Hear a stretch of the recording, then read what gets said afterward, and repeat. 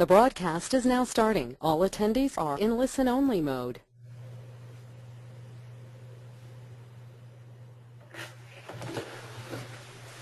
Okay, thank you. I'd like to welcome you to this webinar. This is M633 Graduate Diploma of Property, and I can see there's a number of people online there. So my name is Professor Richard Reid. I'm the Chair of Property and Real Estate at Deakin University, and what I'd like to do is spend some time sharing with you some of the information. And after having quite a few sessions about this graduate diploma, we have had quite a few questions. So what I'll be able to do, hopefully, is answer some of your questions. There is an opportunity for you to raise any questions as we go through, and anything that you'd like some more information, please let me know, and I'll be able to answer those. And by the end of it, hopefully, what I'm able to do in this relatively short period is to give you, I guess, an overview with a limited amount of depth.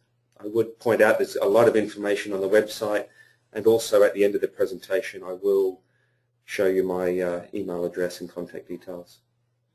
So, again, welcome. You can see there on this screen, that's my name. I'm a Certified Practising Valuer, so a CPV, and also a Fellow of the Australian Property Institute. And you'll see in there that on this slide here, this course is accredited by the Australian Property Institute. And many of our applications or interest is for Certified Practising Valuer status. Also in this slide, I have put on there a couple of photos just to show you some of the international perspectives. You'll see this course aligns very well with our strategic plan at Deakin, which is Deakin Worldly. So with Scotland there, Melbourne, and a photo of Tokyo. So it is very much a global international degree. It's not anything really to do with Burwood, where I'm sitting at the moment, with Burke Street in Brisbane, Queen Street, Burke Street in Melbourne, or Queen Street, and so on. It's an international passport for travel. And property by far is the largest asset on the planet, and it's something we all deal with. So let's make a start.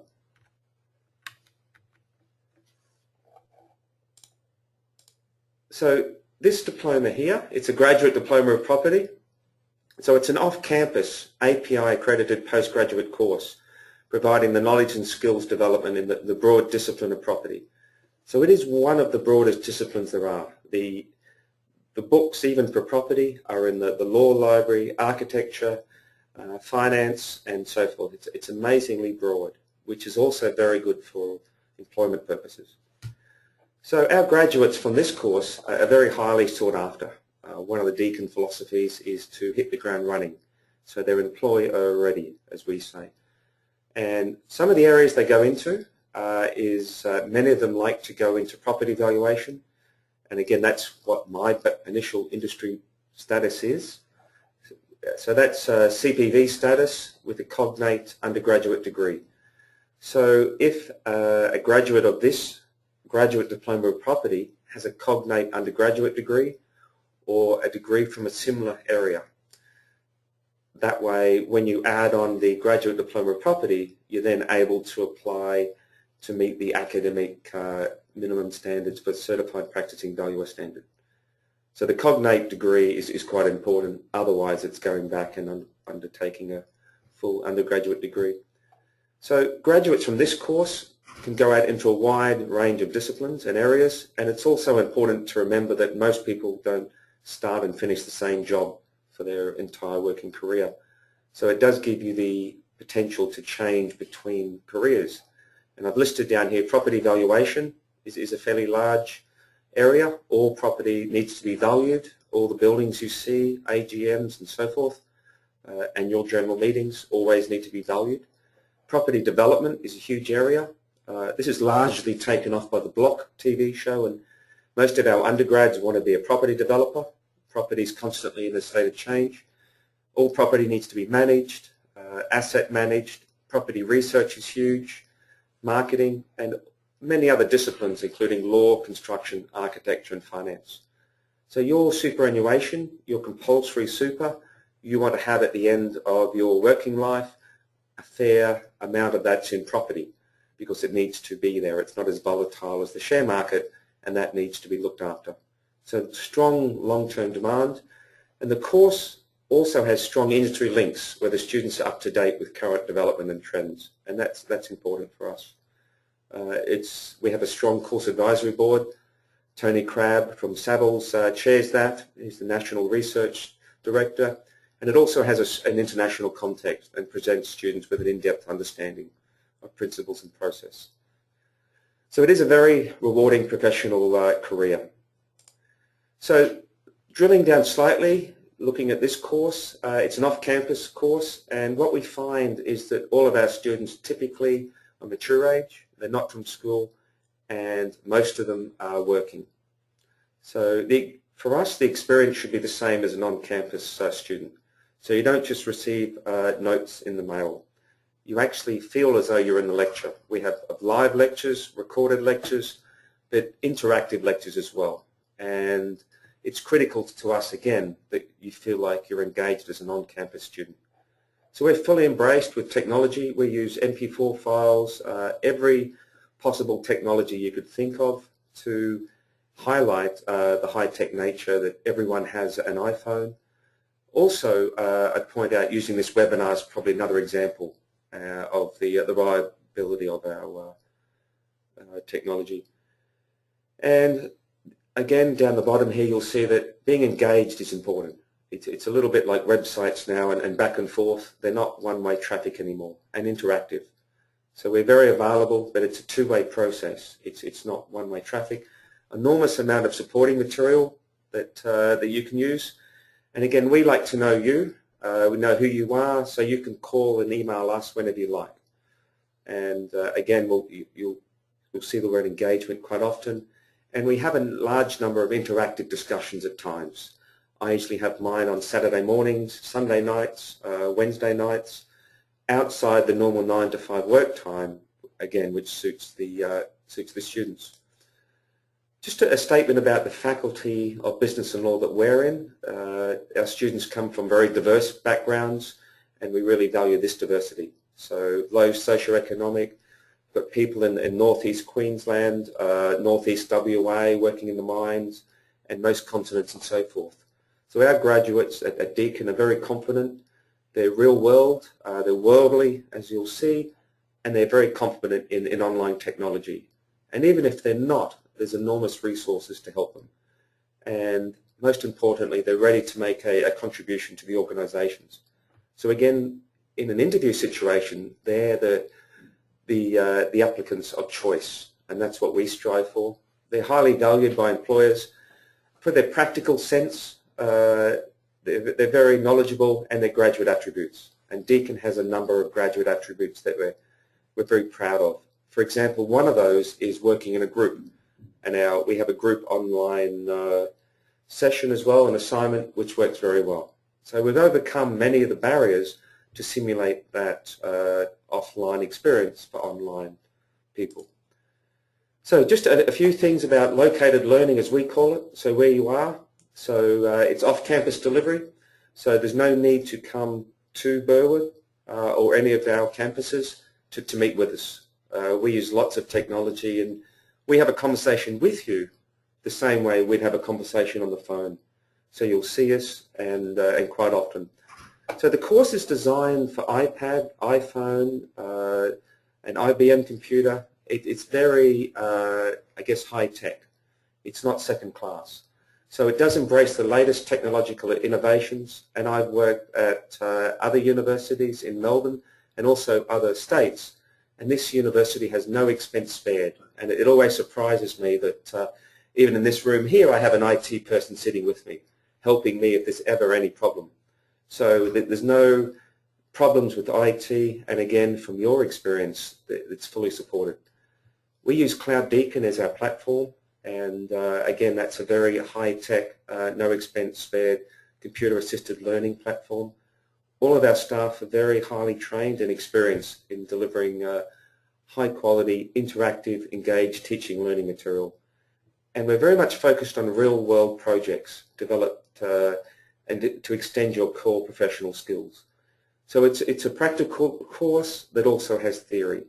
And again, I never want to hear my graduates be told that graduates know nothing. They need to be told lots of things. So we very much educate them on what they can do so they're an asset to the employer when they leave. And most importantly, learning is fun. So the course is on by flexible delivery, located learning. You can work at your own pace, and we appreciate that most people work at different paces now, even the on-campus students do. So we have students all over the world, and it's real time such as this. So some students online here could be now sitting in Germany, Poland, Italy, South Australia, Queensland, New Zealand, and so forth. And that's what makes our university so diverse. Most students also, can I just note, at this uni generally are off campus. Most of our property students are, and so you're not alone there. It's certainly quite accepted. And again, I'd emphasize property is truly an international discipline, and it's extremely broad. So when I was you and I was studying a postgraduate degree, I really wanted to know where the jobs are. So some of the potential areas you can see noted here: the standard property firms, the big end of town, the developers, international companies, the accountancies, Deloitte's, and investors. The building we're sitting in now is owned by ISPT, Industry Superannuation Property Trusts, and so forth. All of the banks, financiers, and so on employ our graduates. So the other question I'm often asked is, how much will I earn upon graduation? And this is industry from information from 2 months ago. And you'll see there we mentioned property valuation is in there, property management, funds management, specialist valuer, and so on. So there's no reason any of this money isn't possible, and also look at the growth into the future. So again, these slides will be available after this presentation, and also on YouTube, and also sent to you. So you will have a time to look at this in more detail. But when I have open days and talk to the other disciplines, which often have much longer study periods, they're all incredibly interested in this amount here, and also these predicted increases in the future. And again, the demand isn't cyclical, it's long-term sustained demand for a diverse range of property areas that our graduates go into. So a couple of core questions that I normally receive: is it accredited by the API? It is. So it's accredited for CPV status upon graduation with a cognate undergraduate degree, or for residential property valuation status. So this meets the academic qualifications for API, but if you do want CPV status, two disclaimers: you need to have completed an undergraduate cognate degree in a similar area, and you also need 2 years of industry experience to sit your professional exam for Certified Practising Valuer status. But that's something we're very proud of, that having that highest level of accreditation, and again that you can use all over the world. Why should I study off campus? Most postgraduate courses are delivered face-to-face, which means you have to attend. This actually works where you are. So it's located learning, it suits your purposes. You might want to take some leave for a week and catch up.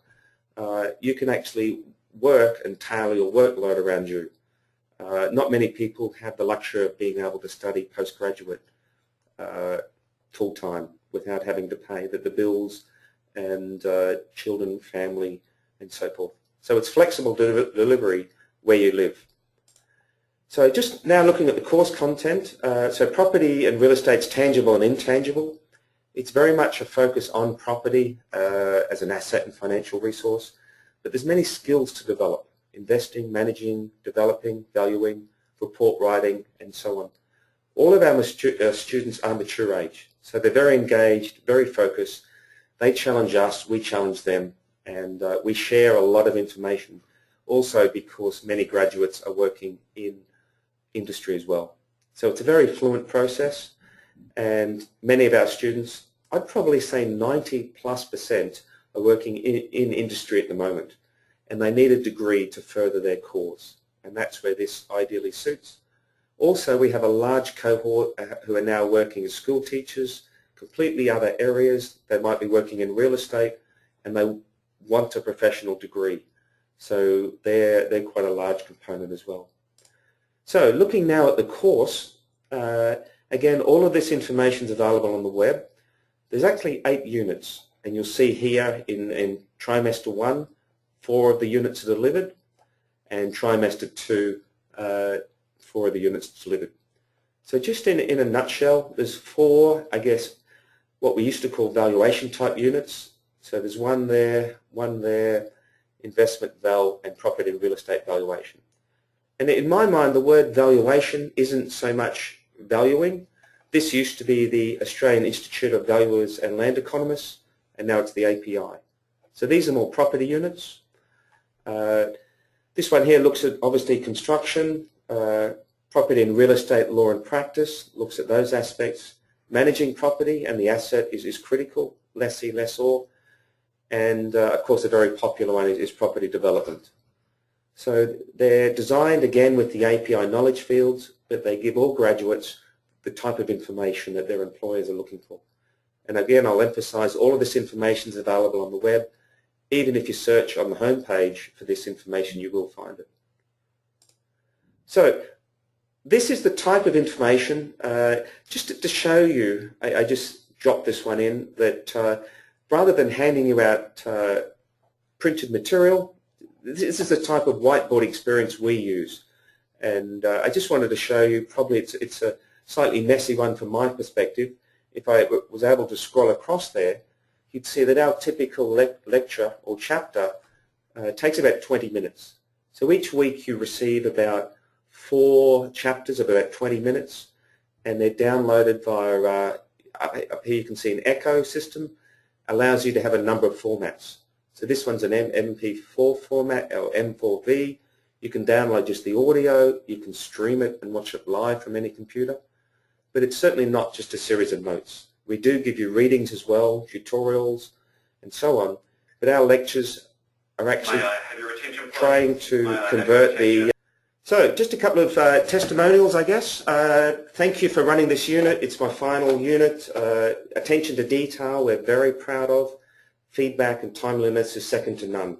And it would be a lot easier if teaching staff took a page from your book. So we're very passionate in the property and real estate area with the Graduate Diploma of Property about doing this. Thank you for your guidance. Again, please let me know if I can help you, and I'd like to give something back to you. And this probably typifies the type of student we have, that we get our passion back from them and they go out into the workforce. They're actually a window about how good our students are. And again, looking at an example here from the discussion list, someone will post, could you please ask me how to answer this question? And then within an hour, someone else will come back and say, oh, look, here's the answer. So again, it's not a you and us or us and them scenario. You're engaged with the other students, and it makes your learning experience much more palatable. So I really want to emphasize that, that point, that we're actually all learning together. And then another one here, thank you for listening, Dr. Reed has answered, what's the relevance, and so on. So a couple of things again, I'm commonly asked, are the links strong? Here we are, one of our lecturers there. I'm down in this one here. I actually have a meeting tonight at the API, and I was in North Queensland this week for the API, accrediting universities and so on. So we do work extremely close with the API, with what we do there to make sure the course is professional. The other question we like to ask is, are the research staff active? So we do publish books. There's a book there published on sustainability, a book on property development, and the valuation of real estate for the API. So what I'll do there is, that's where we're up to. So this is this course here. I've been able to give you, I guess, an overview of the course. We do have a course coordinator who's Dr. Joanna Poon. There's Joanna's email address. Just while I'm summarising here, I'll give you an opportunity to ask any questions. But if you did want to email Joanna with any particular questions, Joanna's normally, I guess, quite snowed under at times with questions, and we have a frequently asked questions sheet that we're more than happy to send out to you. We've got another one here in case a generic email address, propertyandrealestate@deakin.com. And I guess one of the things that commonly I'm told to when I ask questions in life is go to the website. The website for Deakin is amazingly helpful, so it's not as busy or complex as some other, I guess, organisations or businesses. You can go to Deakin and just type in there many things. We have a discipline website as well, if you did want to ask there. So that brings me to the end. Again, I really appreciate all the people being online. We will upload this and we will put this down. I would make a note here that the closing website, the closing date I've got down here is Sunday the 7th of July. So that's quite important. And trimester 2 classes are on the commence on the 17th of July. Just noting, I do have a question there about admission requirements. So the admission requirements for this course to study it are either one of two things, an undergraduate degree or a 5 years minimum industry experience. So that's stage 1 to study the degree, to gain admission. From the API's accreditation perspective, to go on and become a CPV, you do need an undergraduate cognate degree, which is quite essential. So again, you can study this degree without direct, I guess, an undergraduate cognate degree, but when you come to accreditation, you won't be able to satisfy the academic requirements for CPV, but you will for one of their other accreditations, such as Certified Practising Practitioner. And just another question from a different student, how many hours do I allocate? Typically for us, we use the proven conventional university model for on-campus students as well. So it's usually 2 hours of located learning, which are the chapters and the lectures, 1 hour of tutorials, and usually we have up to 7 hours of self-directed study. So that could include assignments. All of the units have 2 assignments and one 50% final exam sitting in your location. And also that will include readings, tutorials and so forth. And when applying to the documentation, you do need to apply online. So it's important then that you need to log on, go through the applicant portal, and then by the 7th of July and upload your documentation then. So it would be proof of either 5 years industry experience, it could be as a real estate agent, could be working in the area, or it could be documentation related to your undergraduate degree. So on that note, if there's no other questions, it's been quite an interesting session.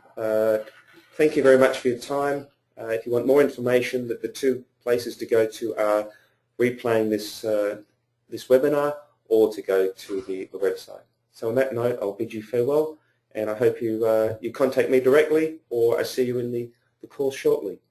Thank you.